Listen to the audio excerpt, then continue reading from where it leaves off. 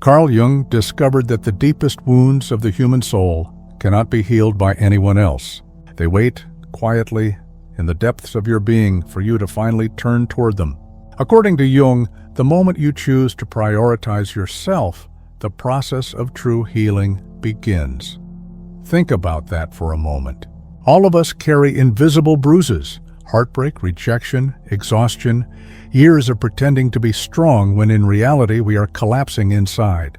And most of the time we believe the cure will come from outside, from someone's love, from recognition at work, from validation on social media.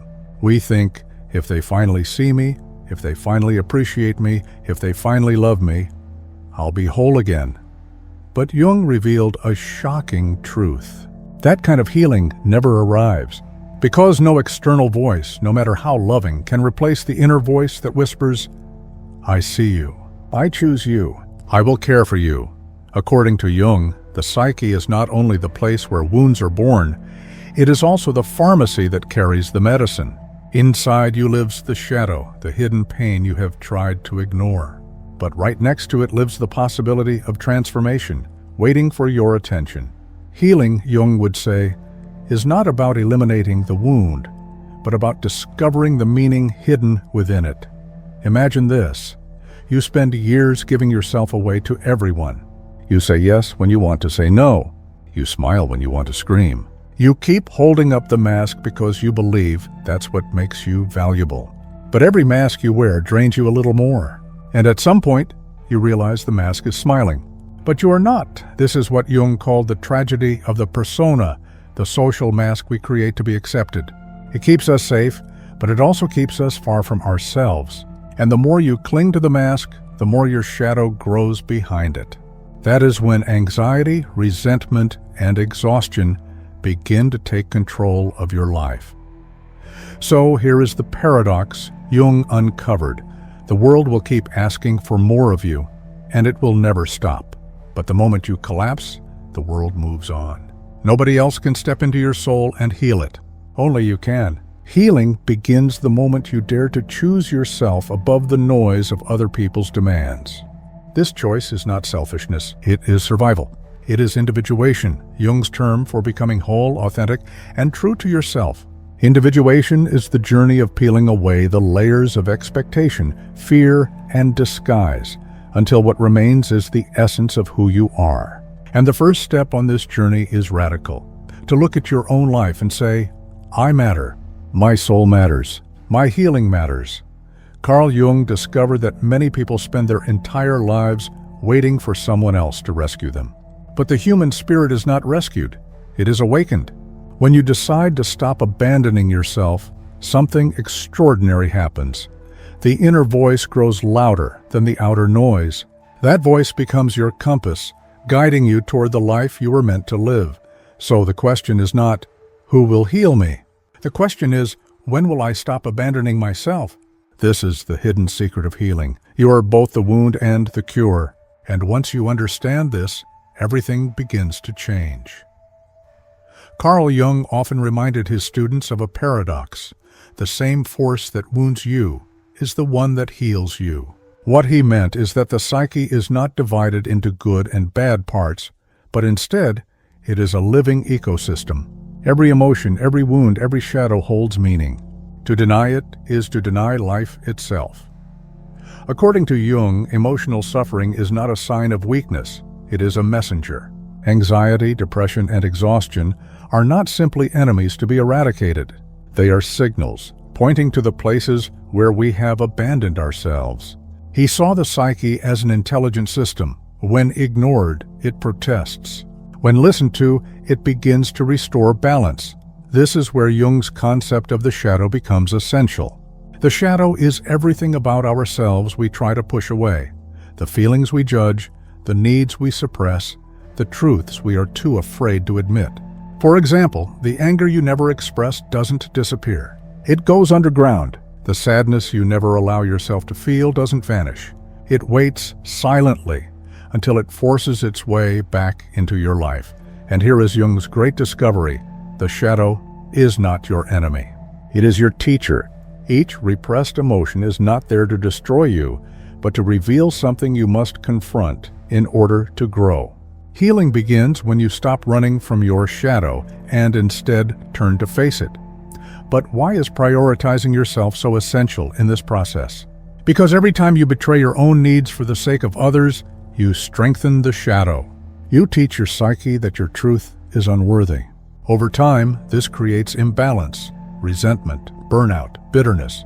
Jung warned that what we fail to make conscious will return as fate. In other words, if you do not recognize your patterns of self-abandonment, life will force you to face them through conflict, loss, or collapse. Another key idea in Jung's psychology is the persona, the mask we wear in society. The persona is necessary. We need it to interact with the world. But when you identify too strongly with the mask, you lose sight of your authentic self. You become the role you play, the good worker, the loyal partner, the reliable friend. Inside, however, your soul is crying out, asking, "Where am I in all of this?" Jung believed that the tension between the persona and the shadow creates the conditions for individuation. And individuation is not about becoming perfect, it is about becoming whole. To heal, you must reclaim the parts of yourself that you abandoned to please others. You must learn to listen to your inner voice, even when the world demands silence. Think about how society conditions us. From childhood, we are praised for being agreeable, helpful, selfless. We are rarely praised for saying, "No, this doesn't feel right." As adults, this conditioning leads us to believe that choosing ourselves is selfish. But Jung turned this idea upside down. He taught that choosing yourself is the highest act of responsibility, because when you live authentically, you no longer manipulate others with hidden resentment. You give from abundance, not from depletion. Healing, then, is not a one-time event. It is a process of integration, bringing the rejected parts of yourself back into the circle of acceptance. When you prioritize yourself, you are not turning away from others. You are learning to show up for them with a full heart. Jung's psychology invites us to ask uncomfortable but transformative questions. Where have I abandoned myself to be loved? What emotions am I afraid to feel? What mask do I hide behind every day? By asking these questions, you begin to shine light on the unconscious. And Jung taught that what you bring into consciousness no longer controls you. Instead, it empowers you. So perhaps right now as you listen, you can sense that part of you, the hidden one, waiting patiently to be acknowledged. Maybe today is the moment to stop running, to stop hiding, and to finally say, "This part of me belongs." If you feel this truth stirring within you, share it below as a declaration. I reclaim my shadow. Imagine this. You are at work, and once again your boss asks if you can take on an extra project. You're already drowning in deadlines, exhausted, barely sleeping, but the word no feels impossible. So you smile politely and say, "Of course, I'll handle it." Everyone admires your reliability, but when the meeting ends and you're alone, the admiration feels empty. What you feel instead is heaviness, a quiet voice whispering, "I can't keep doing this." Later that week, a friend calls you at midnight crying about their problems. You're exhausted, but you listen for hours. You try to comfort them, give advice, offer hope. When you finally hang up, it's nearly morning. You collapse into bed, but sleep doesn't come. Your body is drained, and yet your mind spins with an unspoken thought. Who's there for me when I need help? This is the pattern Jung warned us about, the endless cycle of self-abandonment. On the outside, you appear generous, strong, dependable. On the inside, resentment begins to grow, not against others, but against yourself because you realize you have traded your truth for approval. Jung explained that when you ignore your own needs, you create an inner split. Part of you plays the role society expects, the helper, the achiever, the caretaker. But another part of you, the hidden part, is screaming to be seen. That hidden part is your shadow, and it doesn't go away just because you suppress it. It leaks out in subtle ways: irritability, sudden anger, moments of emotional collapse. Picture this. One evening, after weeks of saying yes to everything, you find yourself snapping at your partner over something small. The reaction surprises you. The anger feels bigger than the situation. That's because it is bigger. The explosion isn't about the dirty dishes or the misplaced words. It's about years of silencing your own needs. This is how the shadow reveals itself, not to punish you, but to demand recognition. Jung said that the shadow will always find a way to surface if ignored. It shows up in dreams, in conflicts, in emotional storms. The question is whether you will continue running from it or finally turn toward it. Now, imagine a different scenario. The same friend calls you late at night. This time you listen for a few minutes and then say gently, "I care about you deeply, but I need to rest tonight. Let's talk tomorrow when I can truly be present." At first you might feel guilty, but then something extraordinary happens. You realize the world doesn't collapse when you prioritize yourself. Your friend still cares for you. Your worth hasn't vanished. In fact, your presence tomorrow will be even more authentic because you didn't abandon yourself tonight. This small act of choosing yourself is not selfish. It is the beginning of healing. It is a declaration that your needs matter as much as anyone else's. It is the slow but powerful process Jung described as individuation, the journey of becoming whole, where your shadow and your light stand side by side. And here's the truth, you are not alone in this struggle. So many people wear masks every day, pretending to be okay while quietly collapsing inside. That's why this space matters, a place where we explore Jung's teachings, where we learn together how to turn toward ourselves instead of away. If this message resonates with you, take a moment now to support this journey. Like this video, share it with someone who needs to hear these words, and subscribe to the channel. Because every week we explore more of Jung's wisdom, and each step brings us closer to living from wholeness rather than exhaustion. This is not just about watching videos. It is about building a community of people who dare to prioritize their inner life, who refuse to keep living in masks, who believe that healing begins when we finally say, "I matter too." Carl Jung believed that transformation does not happen in one sudden moment of revelation. Transformation unfolds through choices, small, conscious acts that gradually shift the way you relate to yourself and to the world. Healing, in his view, is not magic. It is a process of becoming aware, of daring to live differently, of bringing the unconscious into the light. So how do you begin this process of prioritizing yourself? How do you move from years of self-abandonment into a new way of living where your soul is no longer neglected but honored? Here are some practical steps inspired by Jung's teachings. Step 1. Recognize the pattern of self-abandonment. Awareness always comes first. Jung taught that what you do not make conscious will return as fate. That means if you don't see the pattern, life will repeat it for you until you do. Begin by observing yourself throughout the day. Notice when you say yes even though you want to say no. Notice when you smile while suppressing frustration. Notice when you feel resentment after doing something for others. Each of these moments is a signpost, pointing toward the places where you abandon yourself. Write them down. Naming the pattern is the first step toward reclaiming your energy. Step 2. Separate emotion from identity. Many of us confuse what we feel with who we are. For example, you might think, "I feel exhausted, so I must be weak." Or, "I feel angry, so I must be a bad person." But Jung would remind us, emotions are messengers, not definitions. When you feel sadness, it does not mean you are broken. It means a part of you is asking for attention. When you feel anger, it does not mean you are cruel. It means your boundaries have been crossed.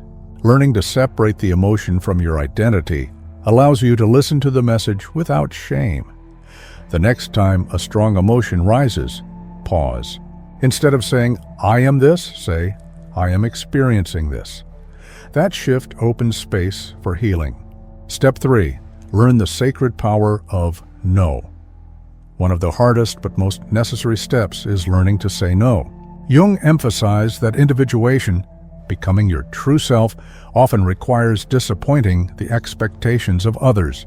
Every yes that violates your truth is a form of self-betrayal. Practice small, courageous no's. Say no to extra work when you're exhausted. Say no to social events when your soul longs for rest. Say no to people who drain you without giving back. Remember, each no to the outside world can be a yes to your inner world. Step 4. Create rituals of self-care for the psyche. Modern culture often treats self-care as luxury, a spa day, a vacation, a treat. Jung saw it differently. For him, caring for the psyche was essential, like breathing or eating. Without it, the unconscious takes over. Your ritual doesn't need to be complicated. It could be 10 minutes of meditation, journaling your dreams, walking in nature, or simply sitting in silence and listening to your breath. The key is consistency. A small daily ritual becomes a lifeline, reminding you that your inner world matters. Step 5. Choose conscious response over automatic reaction. Carl Jung said that freedom begins when we stop reacting mechanically. Most of the time we live on autopilot, saying yes out of fear, hiding emotions out of habit, lashing out without understanding why. Healing begins when you create space between the trigger and the response. The next time someone makes a request, pause before answering. Ask yourself, does this honor me? The next time an emotion surges, pause before reacting. Ask, what is this trying to tell me? That pause is the birthplace of transformation, the larger picture. These steps may seem simple, but they are revolutionary. Each time you recognize a pattern, each time you separate emotion from identity, each time you choose a conscious response, you are rewriting the story of your life. You are teaching your psyche a new truth. I am worthy of my own care. And here's the beauty. When you prioritize yourself, you do not become more selfish. You become more whole. From that wholeness, you give more authentically to others. Your relationships deepen. Your work becomes more meaningful. Your presence becomes more powerful. Jung believed that this is the true path of individuation, not to escape the world, but to stand in it fully with integrity and clarity, because you no longer abandon yourself. Carl Jung discovered that individuation, the process of becoming whole, is not about escaping pain or avoiding struggle. It is about learning to live alongside your shadow, your wounds, and your light, without abandoning any part of yourself. Healing is not the absence of suffering. Healing is the presence of self-acceptance. When you prioritize yourself, you are not turning your back on others. You are turning your face toward your own soul. Jung believed that every act of self-abandonment weakens the spirit, while every act of self-care strengthens it. To choose yourself is to stand with the part of you that has been ignored for too long. Think about the transformation this creates. A person who once lived in resentment begins to live in clarity. A person who once gave from exhaustion begins to give from abundance. A person who once hid behind masks begins to walk in authenticity. This is not selfishness. This is the foundation of love. Jung taught that only the person who has met their own shadow, who has listened to their own soul, can truly love another without chains of expectation. Because when you stop asking others to heal wounds they cannot touch, you finally give them the freedom to love you as you are, not as a substitute for the care you refuse to give yourself. Individuation, then, is not just a personal journey. It is a gift to the world. When you become whole, you bring wholeness into your relationships, your family, your community. You no longer feed cycles of resentment and exhaustion. Instead, you embody presence, clarity, and compassion. Imagine a society where more people chose this path, where children are raised by parents who honor their own needs instead of projecting unhealed pain, where friendships are rooted in truth instead of performance, where love is given freely, not as a bargain for approval. Jung's vision was that personal healing ripples outward, transforming not only individuals, but culture itself. And it all begins with one radical choice: to stop waiting for someone else to rescue you, and to finally say, I am my own cure. So as you step away from this message, take with you the seed of Jung's wisdom. You are not broken, you are divided. Your task is not to erase the parts of you that hurt, but to gather them back, to walk with them, and to live as one. Because in the end, individuation is not about becoming someone new. It is about remembering who you always were before you abandoned yourself. Carl Jung said that the greatest tragedy is to live life as a stranger to your own soul, and the greatest triumph is to finally come home to it. And so, the question remains, Will you keep waiting for someone else to heal you? Or will you turn inward and choose yourself today? If this resonates with you, let it echo in a simple declaration: I choose myself.